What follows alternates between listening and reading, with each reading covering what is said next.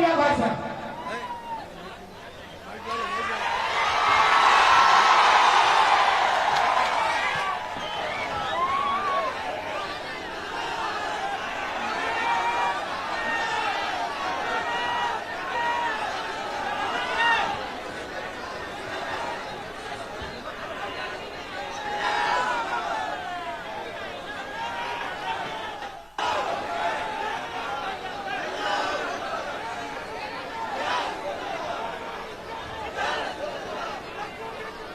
बिस्मिल्लाहिर्रहमानिर्रहीम। अस्सलामु अलैकुम व रहमतुल्लाहि व बरकातुहू। मोअज़्ज़िज़ मेरी इज़्ज़तदार माँ और बहनों, कौम और मिल्लत के तमाम बुजुर्गान मिल्लत, मेरे गयूर नौजवान साथियों, झारखंड मजलिस इत्तेहादुल मुस्लिमीन के सदर जनाब मोहम्मद शाकिर साहब,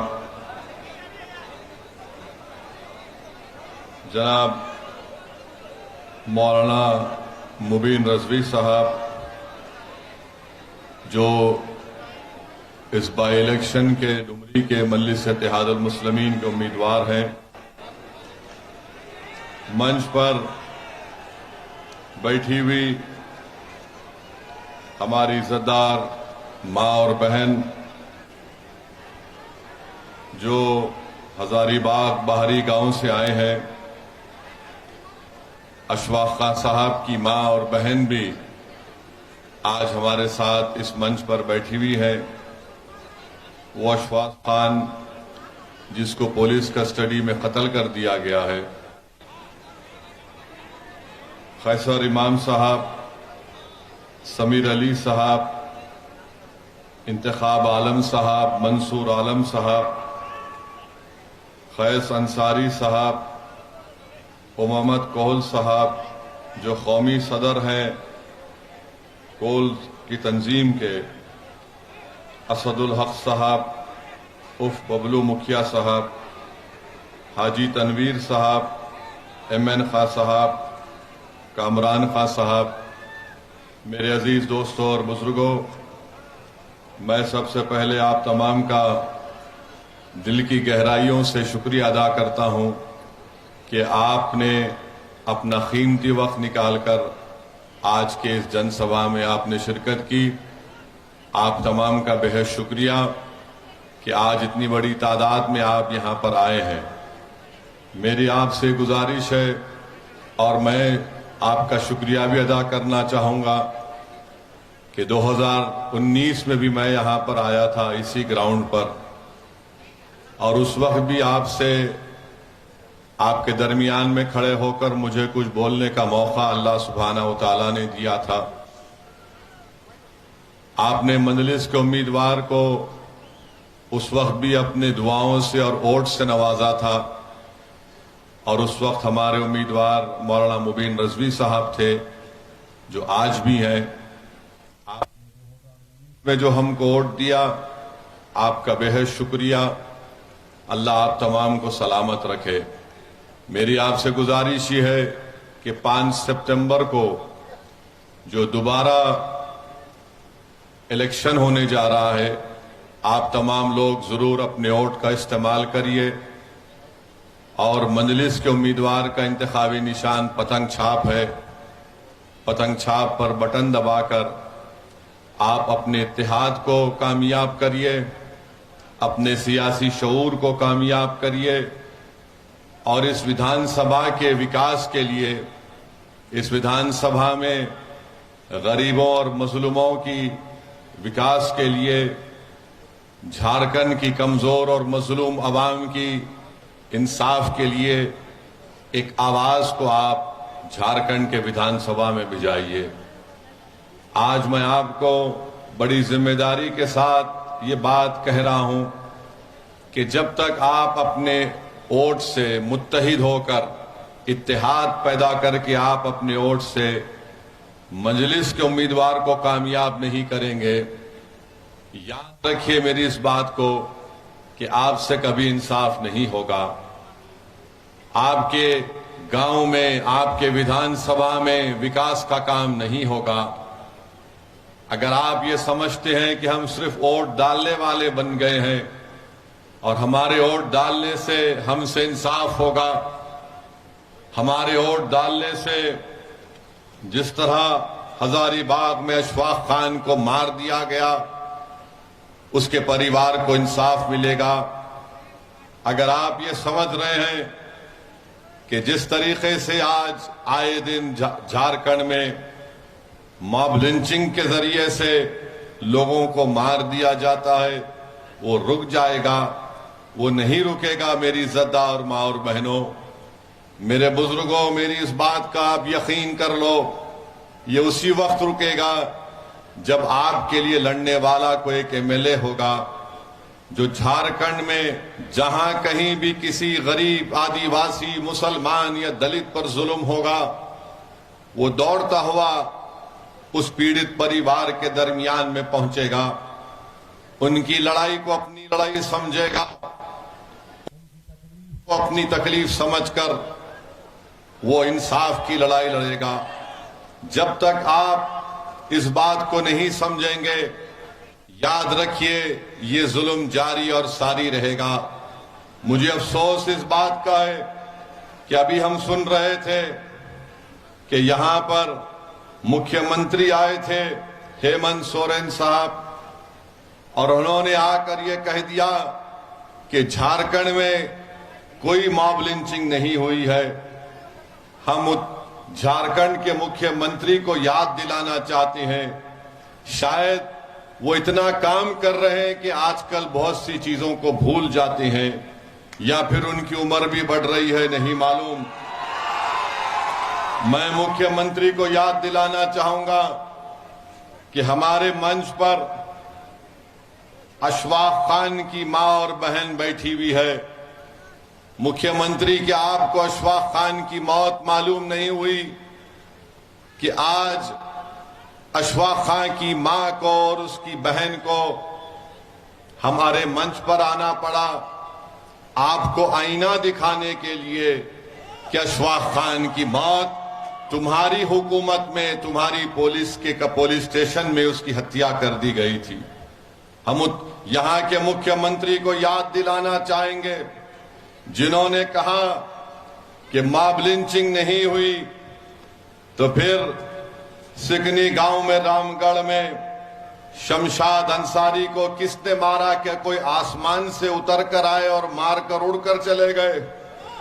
शमशाद अंसारी को मारने वाले इसी जमीन पर रहने वाले जालिम लोगों ने शमशाद अंसारी को इसलिए मार दिया क्योंकि उनको मालूम है कि हेमंत सोरेन कुछ नहीं करेगा, वो उनका आदमी है, इसलिए शमशाद अंसारी को मार दिया गया। और जब पीड़ित परिवार आज भी इंसाफ के लिए लड़ाई लड़ रही है, शमशाद अंसारी के पीड़ित परिवार के लोग आज हमसे मुलाकात करने के लिए आ रहे थे, तो रास्ते में कांग्रेस के गुलामों ने उनको रोक लिया और कहा कि मत जाओ ओवैसी के पास, हम तुम्हारा कुछ कर देंगे। अरे ओवैसी से मिलने से तुम रोक तो सकते हो, मगर तुम मेरी आवाज को उनके दिलों तक पहुंचाने में रोक नहीं पाओगे। तुमने शमशाद अंसारी को खामोश कर दिया, मगर शमशाद अंसारी के रूप में हर बच्चा झारखंड से खड़ा होगा और हेमंत सोरेन से कहेगा कि मेरा नाम शमशाद अंसारी है, बताओ मुझसे इंसाफ कब किया जाएगा।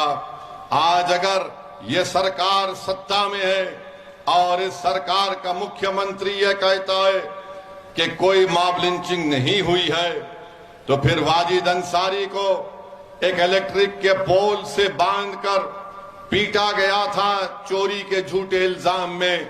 इसी साल अप्रैल 2023 में महू टोली में वाजिद अंसारी को मार दिया गया। गरवाहा जिले में अप्रैल 2023 में वसीम सज्जाद पुलिस कस्टडी में मर जाता है। हेमंत सोरेन साहब, क्या आप सो रहे हैं? तो जागो और देखो कि तुम्हारे गरवा डिस्ट्रिक्ट में वसीम सज्जाद को कत्ल कर दिया गया।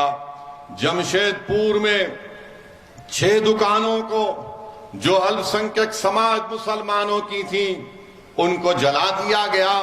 सरकार सेकुलर पार्टी की है, सरकार में कांग्रेस है, सरकार में राजद है, और आपके राज में दुकानें जलती हैं, शमशाद अंसारी का कत्ल हो जाता है, मगर आप हमको गाली देते हैं। सत्ता में आप हैं, इल्जाम मौलाना मुबीन रजवी पर लगा दिया जाता है, इल्जाम मेरे सदर शाकिर पर लगा दिया जाता है कि ये बी टीम है। अरे बताओ, जब तुम सत्ता में हो तो तुमने इन दुकानों को जलने से क्यों नहीं बचाया? साहिल और मुदस्सिर को पुलिस की गोलियों ने खत्म कर दिया। यकीनन ये हमारे लिए शहीद है, मगर साहिल और मुदस्सिर से मिलने कौन गया था? मैं गया था साहिल और मुदस्सिर से मिलने के लिए। हम इसलिए नहीं गए थे कि हमको कोई सियासत करना था, हम इसलिए गए क्योंकि हमने उन बच्चों की तकलीफ को अपने दिलो दिमाग और अपने सीने में महसूस किया। इंसानियत अभी भी हम में जिंदा है, हम वहां पर गए थे। मगर बताओ, जो आज हम चुनाव लड़ रहे हैं तो उनको गाली दे रहे हैं। अरे 16 साल का शहबाज खान जो ट्यूशन लेकर अपने घर को वापस आ रहा था, तो किसने गरवाहा में उसको गोली मारकर कत्ल कर दिया गया और झाड़ियों में उसकी लाश को फेंक दिया गया। बताइए हेमंत सोरेन साहब, बताओ कांग्रेस के लोगों, तुम सत्ता में हो, मैं सत्ता में नहीं हूं, किसने मारा 16 साल के शहबाज खान को? और फिर क्या ये बात सच नहीं है कि बीजेपी के एक पूर्व विधायक जिनका नाम जरमुंडी देवेंद्र कुंवर है, तौसीफ नामी बच्चे को उठक बैठक कराया, उसको थूका उसके मुंह पर? क्या किया तुमने बताओ? आज तुम हमको गाली देते हो कि सदुद्दीन ओवैसी आएगा और भड़काऊ भाषण देगा। मेरी इज्जतदार मां और बहनों, अशफाक खान के बारे में हमने बता दिया आपको। यही गिरिडीह में मोहम्मद कैफी और मोहम्मद आसिफ को किसने पीट पीट कर मार दिया कि ये तस्करी का काम कर रहे थे? क्या हेमंत सोरेन को मोहम्मद कैफी और मोहम्मद आसिफ के बारे में भी नहीं मालूम, जिनको मार मार कर उनका कत्ल कर दिया गया? 8 मार्च 2021 को सचिन नामी एक 22 साल बच्चे को चोरी के इल्जाम में पकड़कर कत्ल कर दिया गया। अंगारा रांची में 27 साल मुबारक खान को पीट पीट कर उसकी जान ले ली गई, उसी तरह लाइट के पोल से बांधकर। और हेमंत सोरेन को शायद नहीं मालूम कि मुबारक खान भी मार दिया गया। मेरे अजीज दोस्तों, जमशेदपुर में नौशाद को पुलिस कस्टडी में उसकी मौत हो जाती है।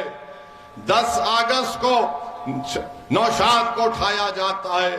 मेरी इज्जतदार मां और बहनों, आप जानते हैं कि जब तबरेज अंसारी को मारा गया था, मैंने खुद तबरेज अंसारी की बेवा से मुलाकात की थी। क्या उस वक्त कौन सा मामला था? हमको तकलीफ हुई कि एक नौजवान बच्ची बेवा हो गई है। मुदस्सिर और साहिल की क्या मामला था? हम के घर को गए थे। मेरी इज्जतदार मां और बहनों, मेरे बुजुर्गों, आपने यहां पर झारखंड में 4 अल्पसंख्यक मुसलमान समाज के एमएलए को आपने कामयाब किया। इतने वाकयात होते हैं। अरे जमतारा से यहां पर आपने एक मुस्लिम विधायक को कामयाब किया, और अभी हमको बताया गया हसन साहब भी फिर रहे हैं। 4 आपके एमएलए हैं। आप में इतनी हिम्मत नहीं हुई कि आपने इन जुल्मों के खिलाफ आवाज उठाते?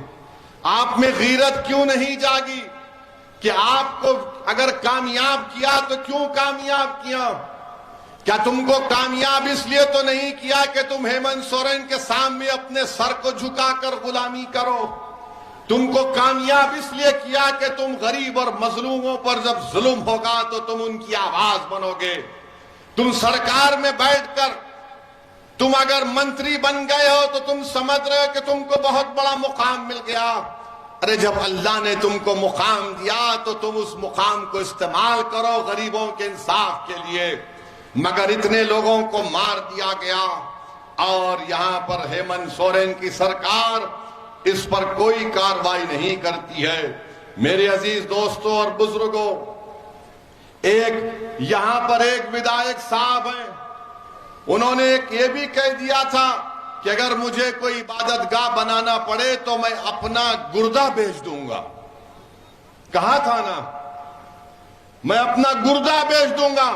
अरे इतने लोग मारे गए, तुम्हारा गुर्दा छोड़ो, तुम्हारी जबान नहीं खुल रही है, तुम गुर्दा कहां तक जाओगे। उस विधायक ने कहा था कि मैं अपना गुर्दा बेचकर इबादतगाह को बना दूंगा। अरे तुम क्या बनाओगे हमको नहीं मालूम, मगर तुम झारखंड की जनता को तो बेवकूफ बना रहे हो, उनका मजाक कर रहे हो और वो मौत की आगोश में चले जा रहे हैं। मेरे अजीज दोस्तों और बुजुर्गों, आप देखते हैं कि बोकारो में, चक्रधरपुर में क्या क्या तकारीर नहीं की गई थी, क्या क्या भाषण नहीं दिया गया था। अगर हम उस पर बोलना शुरू करेंगे तो फिर एक नया तनाजा यहां पर पैदा होगा। मेरे अजीज दोस्तों और बुजुर्गों, आप ये भी जानते हैं कि जिस प्रदेश से मैं आता हूं, तेलंगाना है, वहां पर 50 लाख से कम मुसलमान हैं। झारखंड में 60 लाख के करीब मुसलमान हैं। और हम जिस प्रदेश से आते हैं वहां पर अल्पसंख्यक समाज का एक मंत्रालय है, और इस साल का बजट क्या है आपको मालूम? 2200 करोड़ रुपए है। और झारखंड में अल्पसंख्यक समाज का विजारती अखिलती बहबूद का बजट सिर्फ 500 करोड़ रुपए है, सिर्फ 500 करोड़ रुपए। और हम जब यहां पर आ रहे हैं तो हमको गाली दे रहे हैं। अरे भैया गाली दो हमको, तुम्हारी गालियों से मैं रुकने वाला नहीं हूं। यहां तेलंगाना में हमारे सात विधायक हैं, कोई मंत्री नहीं है।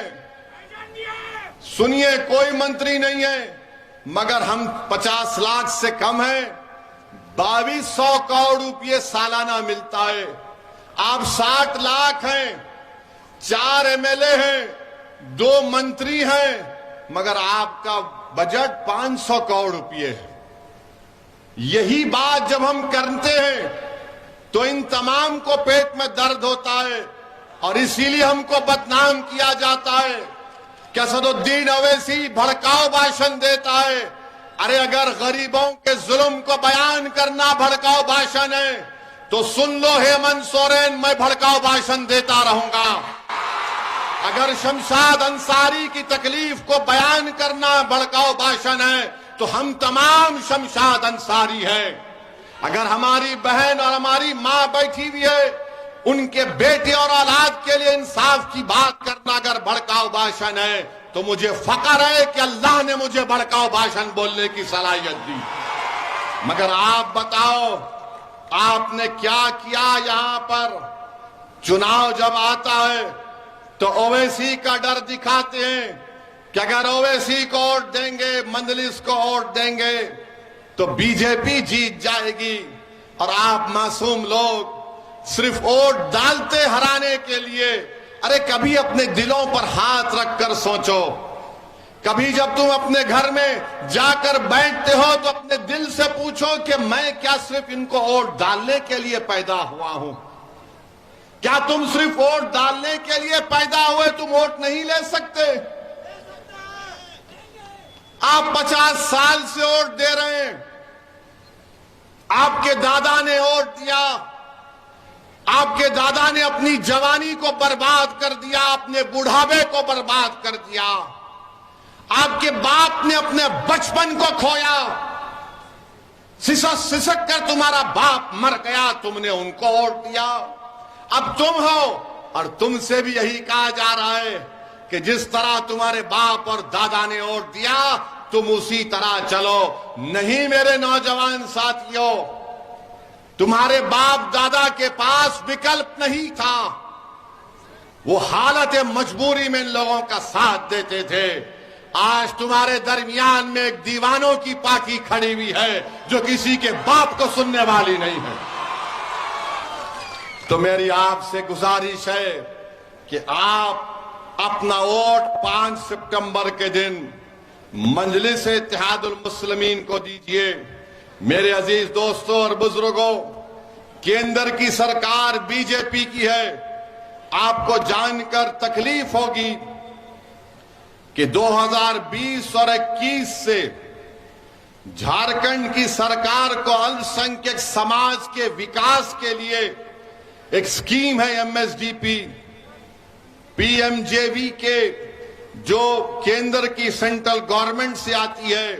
झारखंड की सरकार को 155 करोड़ रुपए दिए गए। कितने? 155 करोड़ रुपए दिए गए।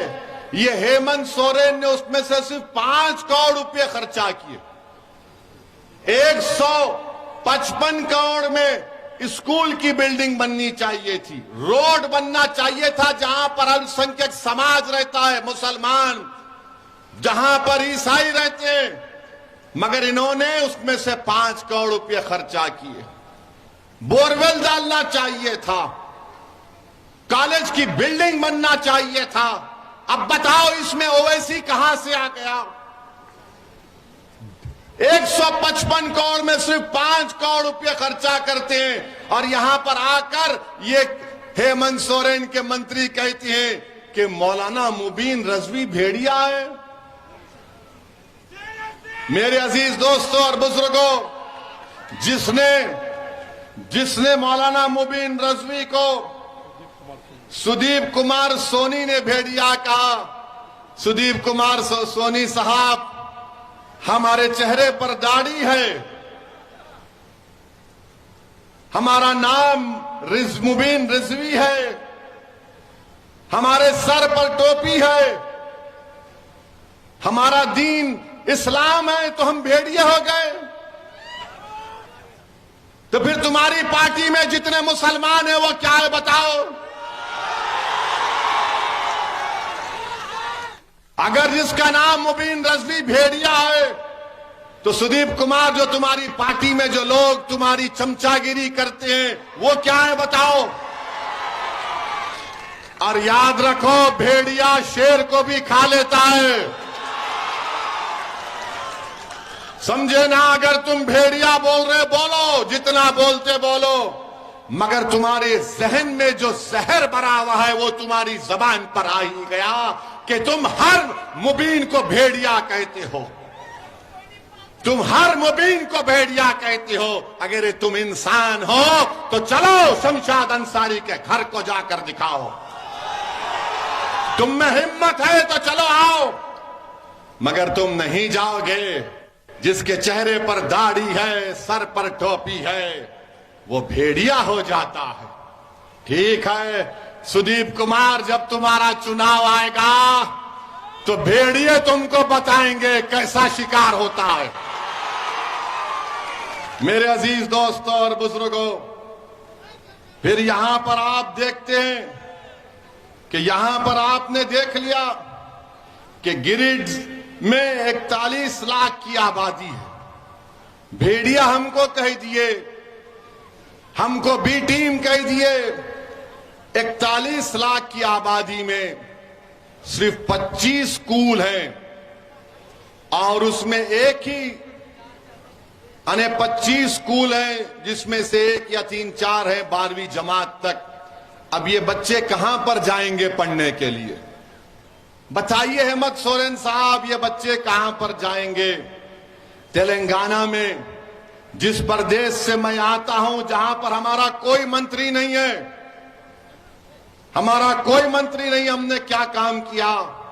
हमने वहां पर 1 लाख मुस्लिम बच्चे और बच्चियों को 204 गवर्नमेंट के रेजिडेंशियल स्कूल को खुलवाया और 6ठी जमात से 12वीं जमात तक हमारी बेटियां और हमारे बेटे फ्री में पढ़ते हैं।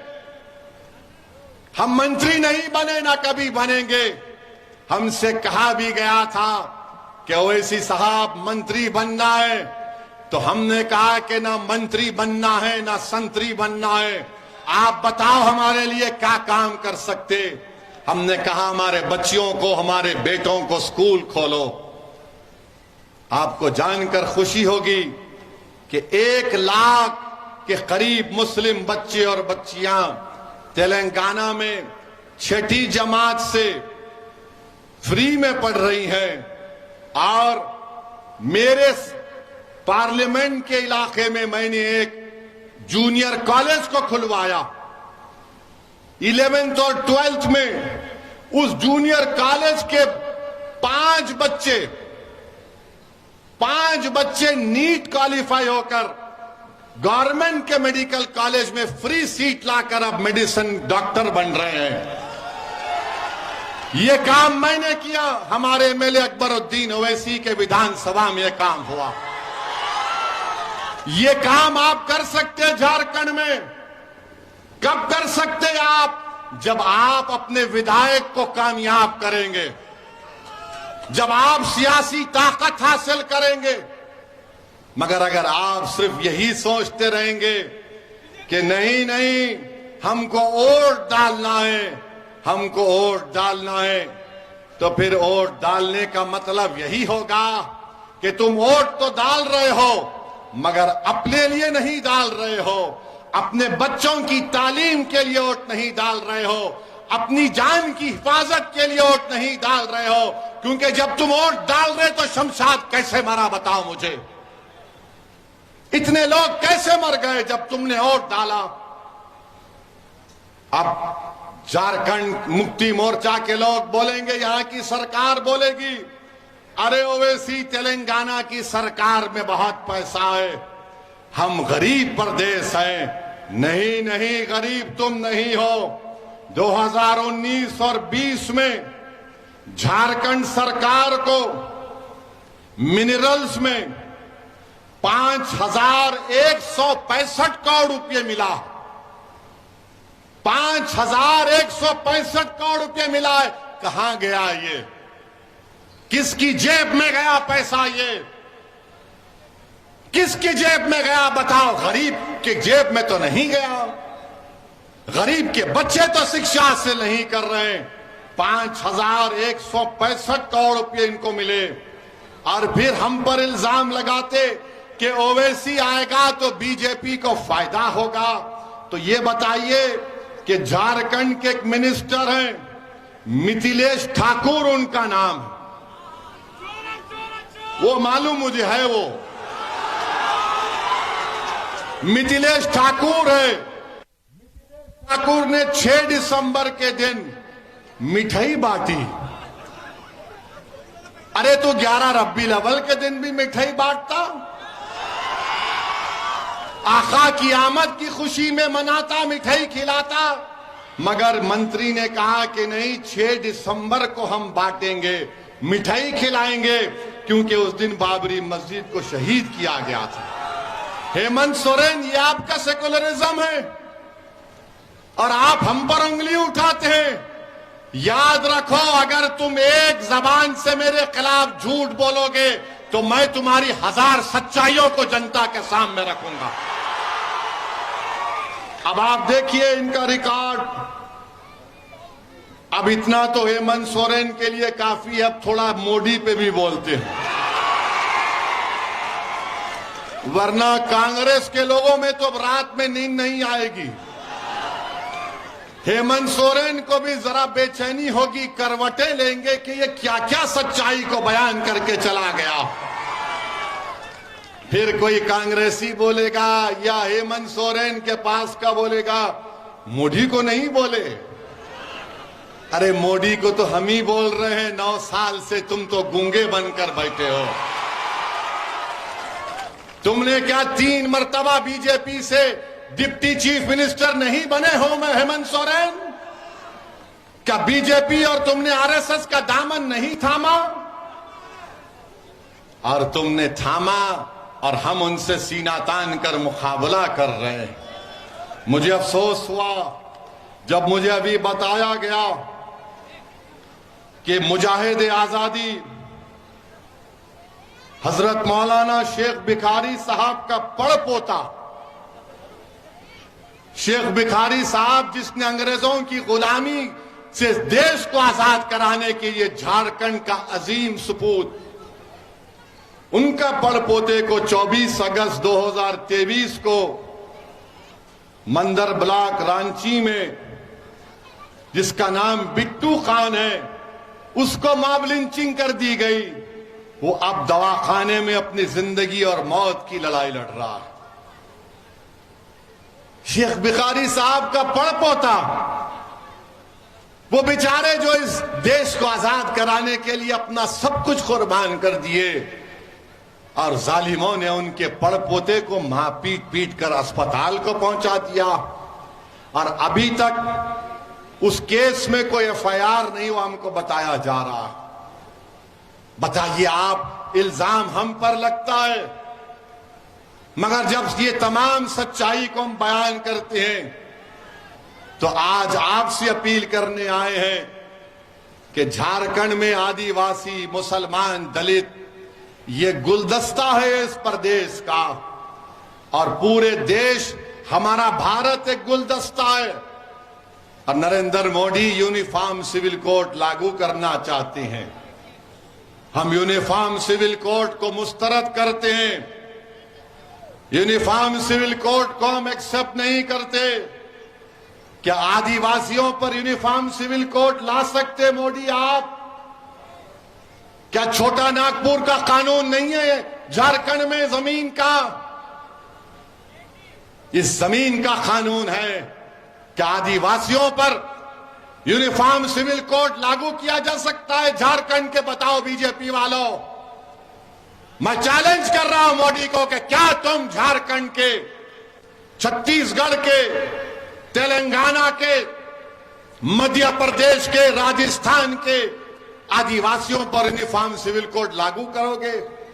नहीं कर सकते और नहीं करना चाहिए, क्योंकि भारत की खूबसूरती यही है कि यहां पर हजारों तहजीबें हैं, हजारों तहजीबें हैं। यहां पर हर एक का अपना अपना पर्सनल लॉ है। दिल्ली में बैठा हुआ कोई बाबू, दिल्ली में बैठा हुआ आरएसएस का प्रधानमंत्री हमारे जिंदगी के फैसले नहीं कर सकता। कोई हमको ये नहीं बताएगा कि हम कैसे अपनी जिंदगी गुजारेंगे। भारत के संविधान में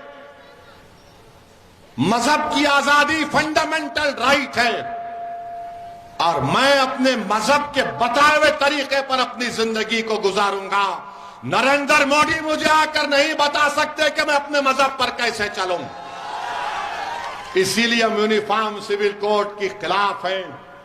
अब आप बताइए, यूनिफॉर्म सिविल कोड कभी सुना आपने इन लोगों को जो हमको गाली देते हैं? इनकी जबान नहीं खुलती। पार्लियामेंट में नो कॉन्फिडेंस मोशन, हिंदी में क्या बोलते? नो कॉन्फिडेंस, हाँ, अविश्वास प्रस्ताव आया था। हमने वहां पर 6-7 मिनट में पूरा सबका बयान कर दिया, हर चीज को खोल खोल कर बयान कर दिया।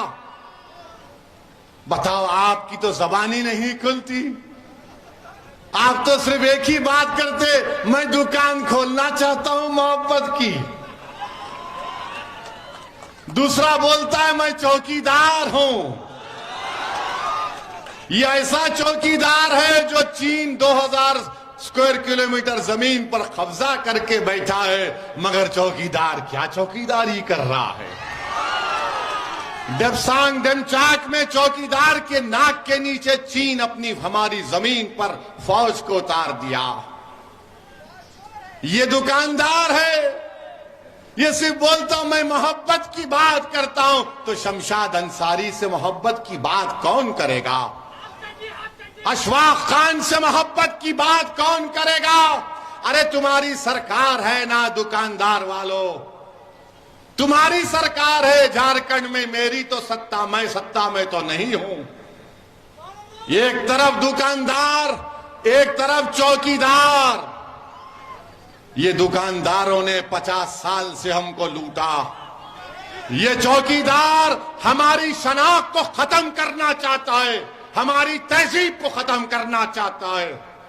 इस देश में ना दुकानदार की दुकान की जरूरत है, ना चौकीदार की जरूरत है, बल्कि एक तीसरे विकल्प की जरूरत है जो इंशाअल्लाह पैदा होगा। आप देखना।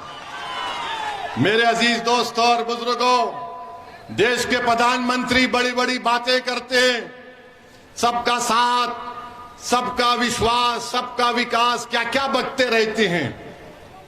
मगर आज हमने देखा कि एक मासूम 7 साल का बच्चा जब स्कूल को जाता है उत्तर प्रदेश में, जहां पर बीजेपी की सरकार है, जहां पर योगी आदित्यनाथ मुख्यमंत्री हैं, वो टीचर अपने क्लास में उन बच्चों से कहती है, ये मोहम्मदन का बच्चा है, इसने बराबर नहीं पढ़ा, इसको मारो।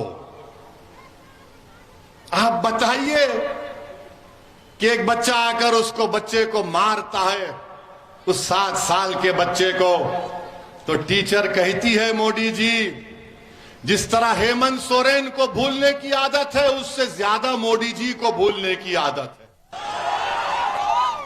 तो टीचर कहती है, मोदी जी, तुमने इसको अच्छा नहीं मारा, दम से मारो, ये मोहम्मदन है। बताइए आप। और वो बच्चे को मार पीटा जाता है, उसका वीडियो पूरे देश में, पूरी दुनिया में चला गया। उस बच्चे के बाप से मैंने बात की, हमारे वहां के मजलिस के सदर को भिजाया। जिस तरह हमारा सदर झारखंड का कभी कुछ हो जाता है तो शाकिर दौड़ते हुए चीखे मारता है। अरे जिंदा, अभी ठहरो, सुनो, तुम शाकिर साहब लेके आए क्या? तुमको सुनो हमारी बात। वहां पर हमारे सदर को भिजाया। उस 7 साल के बच्चे के वालिद से, पिता से हमने बात की। उसके बाप ने कहा, हमने पूछा पुलिस में कॉम्प्रोमाइज क्यों किया तुमने? तो उन्होंने कहा कि क्या करना ओवैसी भाई, हमको यह बताया गया कि गांव का माहौल खराब हो रहा है, हिंदू मुस्लिम नहीं होना चाहिए, इसीलिए हमने कोई कंप्लेन नहीं की, हमने अपने बच्चे को स्कूल से निकाल दिया। यही कमजोरी हमारी। अगर कोई बाप अपने बेटे के लिए नहीं लड़ेगा तो क्या दुनिया लड़ेगी? कौन लड़ेगा? हर एक बाप ही तो लड़ेगा ना अपने बेटे की इज्जत के लिए। मगर उस बाप को भी मालूम कि बीजेपी की सरकार है, मोदी प्रधानमंत्री है, योगी मुख्यमंत्री है, मुझे इंसाफ नहीं मिलेगा। मेरे अजीज दोस्तों और बुजुर्गों, मेरी इज्जतदार मां और बहनों, याद रखो, आप अगर आप इसी तरह डरते रहेंगे कि माहौल खराब हो जाएगा, अरे माहौल जुल्म से खराब हो रहा है, तुम्हारी खामोशी से माहौल खराब नहीं हो रहा है। अगर वो बाप अपने बेटे की कंप्लेन नहीं कर सक रहा है, क्योंकि यही सेकुलरिज्म के चौधरी हैं, यही जो सेकुलरिज्म को ले डूबे इस देश में, उसने जाकर उस बच्चे के बाप से कह दिया कि तुम कंप्लेन मत करो, गांव का माहौल खराब हो जाएगा। अरे जालिमों, अगर तुम्हारे बेटे को मारते तो तुम खामोश बैठते, क्योंकि मार खाने वाला 7 साल का बच्चा मेरा बेटा था, मेरी औलाद थी। तो तुम में इतनी हिम्मत आ गई कि तुम मुझसे आकर कहते हो कि तुम माहौल को खराब होने मत दो। अगर किसी रांची में या उत्तर प्रदेश में योगी आदित्यनाथ के पोस्टर को फाड़ दिया जाएगा या मोदी के पोस्टर को फाड़ दिया जाएगा तो क्या करोगे? पुलिस दौड़ते हुए जाएगी उसके घर पर, उसके घर तक बुलडोजर लेकर जाएगी। मगर भारत में, हमारे वतन अजीज में, एक बाप से कहा जा रहा है कि तुम्हारे बेटे की कोई इज्जत नहीं है। अगर उसको स्कूल में थप्पड़ मारते हैं तो थप्पड़ खा लो, मगर माहौल खराब होने मत दो। मैं आपसे कह रहा हूं, माहौल खराब होता है तो भाड़ में जाए, मैं अपनी औलाद के लिए खामोश नहीं बैठूंगा। मैं अपने बच्चे की इज्जत के लिए खामोश नहीं बैठूंगा। अगर गांव का माहौल मुझे बेइज्जती करने से खराब होता है तो फिर और खराब होने के लिए तैयार रहना पड़ेगा। क्या हमारी जान की कीमत नहीं है? भारत के संविधान में इज्जत फंडामेंटल राइट है, डिग्निटी फंडामेंटल राइट है। इस मुकाम पर हम आ गए। क्यों आ गए? क्योंकि हम सिर्फ वोट डाल रहे हैं, वोट डाल रहे हैं। हम कभी वोट नहीं ले रहे हैं। मेरे अजीज दोस्तों और बुजुर्गों, याद रखो, आप अगर आज आप अपनी ताकत को नहीं समझेंगे, लोग बोलेंगे आपसे अगर मुबीन रजवी कामयाब हो गया तो क्या होगा। मेरे अजीज दोस्तों और बुजुर्गों, अगर एक मुबीन रजवी तुम्हारा विधायक बनकर झारखंड की विधानसभा में जाएगा तो कम से कम मुबीन रजवी की जबान से निकलेगा शमशाद अंसारी जिंदाबाद, शमशाद अंसारी जिंदाबाद। कभी तो कोई लड़ेगा, मगर आज ये कहेंगे अरे एक जीतेगा तो क्या होगा। आप उनसे कहना कि भारत की पार्लियामेंट में 2 MP हैं मजलिस के, और जब 2 में से एक खड़े होकर 6-7 मिनट के लिए भारत की लोकसभा में बोलते हैं तो मोदी से लेके अमित शाह सब परेशान हो जाते हैं कि अब ये क्या बोलने वाला। अगर हम बोलने की सलाहियत रखते हैं तो आपकी वजह से, आपकी दुआओं की वजह से, आपके वोट की वजह से, आपकी ताईद की वजह से। यही तो मेरी ताकत है, यही तो मेरी ताकत है और अल्लाह का करम है, सदका नबी करीम सल्लल्लाहु अलैहि वसल्लम का। मगर आज आप खामोश बैठते रहेंगे तो फिर याद रखिए कोई आसमान से नहीं आने वाला है।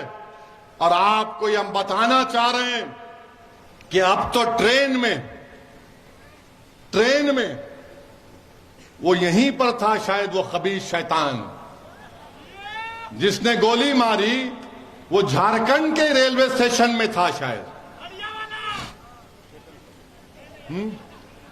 बहरहाल कहीं भी था, वो नाम पूछकर रेलवे में गोली मारता है। एक हैदराबाद का लड़का है, नौजवान बीवी है, 3 बच्चे हैं, उसको गोली मार दी, चेहरे पे दाढ़ी है, वो तड़प रहा है उसके पैरों के पास और ये तकरीर कर रहा है कि अगर भारत में रहना है तो योगी और मोदी को वोट देना पड़ेगा। मैं उन गोली मारने वालों से कहूंगा कि सारी दुनिया की गोलियां खत्म हो जाएंगी, हम मरने तैयार हैं, मगर किसी बाप से नहीं डरेंगे। हम अपने मतलब पर, अपने मकसद के तहत, अपनी मोहब्बत की बिना पर वोट देंगे। अरे तुम गोली मार कर हमको शहीद करके तुम कह रहे हो, याद रखो तुम जालिम हो, तुम्हारा जुल्म खत्म होगा। तुम अगर समझ रहे हो कि इख्तिदार में मोदी है तुमको कुछ नहीं होगा, अरे इख्तिदार तो अल्लाह का है, इख्तिदार तो अल्लाह का ही रहेगा। सुबह कयामत तक इंसानों का इख्तिदार नहीं रहता। अगर इख्तिदार इंसानों का होता तो बादशाहों के महल वीरान नहीं होते। अगर इख्तिदार इंसानों का होता तो सल्तनतें बर्बाद नहीं होती हैं। हां, हमारा सुल्तान मोहम्मद सल्लल्लाहु अलैहि वसल्लम है, ताजदार मदीना है, इख्तिदार उसका रहने वाला है, अल्लाह का। आज जो लोग नाम लेकर हमको गोली मार रहे हैं या हमारी जानें ले रहे हैं, सुन लो, तुम्हारे पास भी इख्तिदार नहीं रहेगा, तुम्हारे पास से भी इख्तिदार जाएगा। अल्लाह इंसाफ करेगा। मैं जानता हूं कि किसी एक भारत के किसी एक मुकाम पर किसी एक मां के बेटे को किसी ने जान से मार दिया तो जब मीडिया के लोगों ने जाकर उस पीड़ित मां से पूछा कि तुम्हारे बेटे की हत्या कर दी गई है, मां जी तुम्हारी तबीयत कैसी है? तो उस मां ने आंख में आंसू लाकर कहा कि मैंने तो सब्र कर लिया मगर मेरा अल्लाह सब्र नहीं करेगा। तुम आज गरीबों पर, कमजोरों पर जुल्म कर रहे हो, इंशाअल्लाह ताला कुदरत इंसाफ करेगी। मेरे अजीज दोस्तों और बुजुर्गों, आपको हम सिर्फ यही बताने आए हैं कि यहां पर आपने 20 साल से 19 साल से आपने एक ही उम्मीदवार को वोट दिया। उन्होंने कोई कारखाना नहीं कायम किया। मुबीन रजवी साहब और हमारे सदर साहब बता रहे थे कि यहां से कई नौजवान मर्द हजरात अपने अपने घर छोड़कर कोई मुंबई चला गया, कोई दिल्ली चला गया, तो कोई हैदराबाद चला गया। अगर कारखाना बन जाता तो कुछ काम लगता, यहां पर नौकरी मिलती, मगर हेमंत सोरेन ने ना कारखाना लगाया ना नौकरी लगाई। अब कह रहे हैं कि 60-40, हेमंत सोरेन 60-40 कह रहे हैं। तो आपने अच्छा नारा लगाया था, क्या कहा? 60-40 नहीं चलतो, 60-40 नहीं चलतो।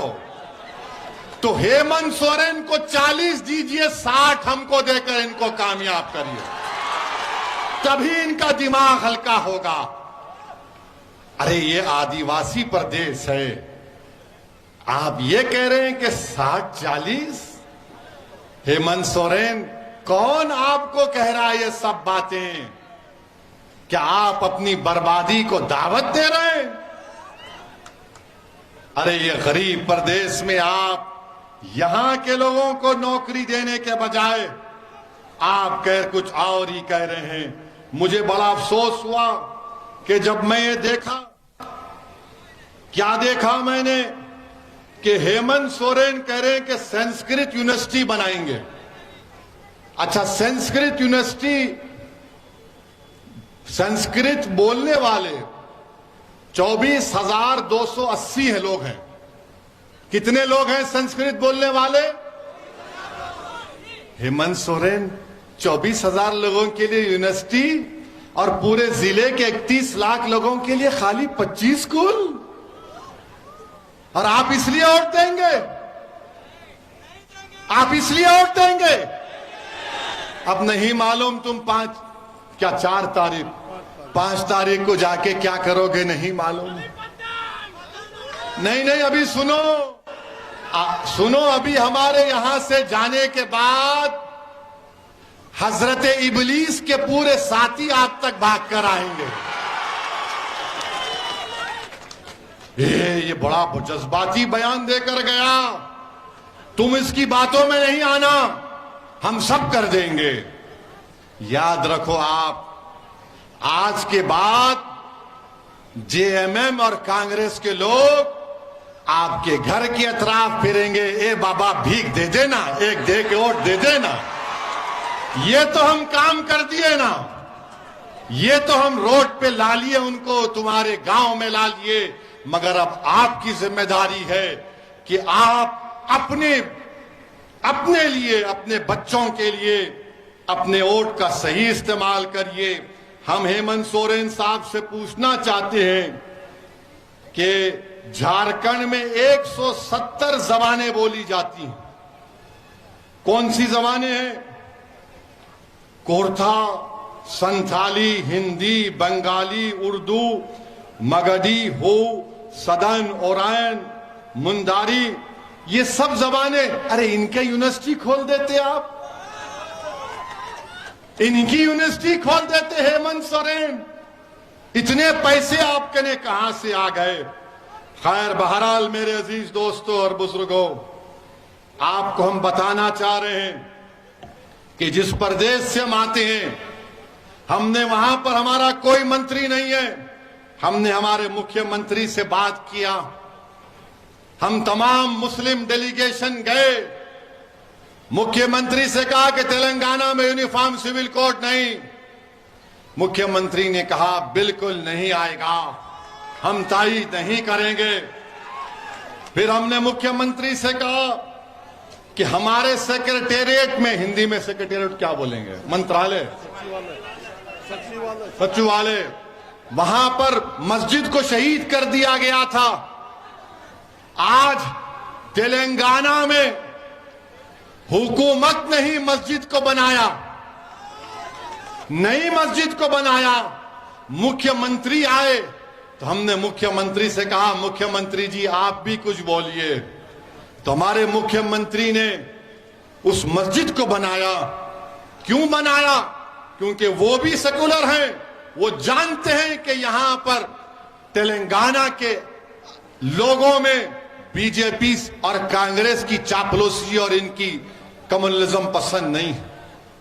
आपको मालूम, तेलंगाना में वहां की सरकार हर विधानसभा में, 119 विधानसभा में, एक विधानसभा में मेरे ख्याल से 480 लोगों के दरमियान में एक आदमी को 1 लाख रुपए दिए जा रहे हैं। एक आदमी को 1 लाख रुपए। गवर्नमेंट में ऑनलाइन अप्लाई करो, हर विधानसभा में 400 से 800 के दरमियान में एक अल्पसंख्यक समाज के मुसलमान को 1 लाख रुपए दिए जा रहे हैं। अरे वाह वाह, तुम खाली मुशायरा नहीं हो रहा है, 5 तारीख को जाके वाह बोल के पतंग पे बटन दबाओ। और फिर आपको बताना चाह रहे हैं, हमने सरकार से बातचीत की, हमारे मुख्यमंत्री से, उनका नाम के चंद्रशेखर राव है। हमने उनसे कहा कि हमको खबरस्तान की जमीन की जरूरत है। तो हमारे मुख्यमंत्री ने 125 एकड़ कब्रिस्तान को दी। और हमने क्या किया?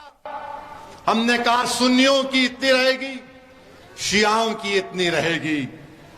यहां पर हमारे बोहरी समाज के भी लोग हैं, मेहदवी समाज के भी लोग हैं। हमने कहा कि सबको इसमें जमीन मिल जाएगी। मेरे भाई, जिंदा रहने के लिए मजलिस तेलंगाना में काम कर रही है, और जिंदा रहने के लिए सियासी ताकत जरूरी है। जिंदा रहने के लिए बच्चों को स्कूल जरूरी है। जिंदा रहने के लिए मस्जिद की और जान की हिफाजत की जरूरत है। ये कब होगा? जब तुम्हारे पास सियासी ताकत होगी। अगर आप सिर्फ वोट डालने वाले बनेंगे तो फिर आपका नुकसान ही होगा। वोट डालने से नहीं, वोट लेने से ताकत मिलती है। वोट डालना तो बच्चों का काम है, वोट लेना तो आपकी ताकत का काम है। तो इसीलिए आपसे अपील कर रहे हैं कि आप 5 तारीख के दिन पतंग छाप के निशान पर पूरे एक होकर, मुत्तहिद होकर मुबीन रजवी साहब को अपना वोट दीजिए। और इंशाअल्लाह ताला 2024 के पार्लियामेंट के चुनाव में हमने तेलंगाना के मुख्यमंत्री से कहा कि के चंद्रशेखर राव साहब, आज ये देश तड़प रहा है, लोग तंग आ चुके हैं चौकीदार और दुकानदार से। हमने उनसे कहा कि आप आगे बढ़िए, पूरा देश आपके साथ खड़ा हो जाएगा। हम उम्मीद करते हैं कि हमको भी छुटकारा मिले दुकानदार और चौकीदार से।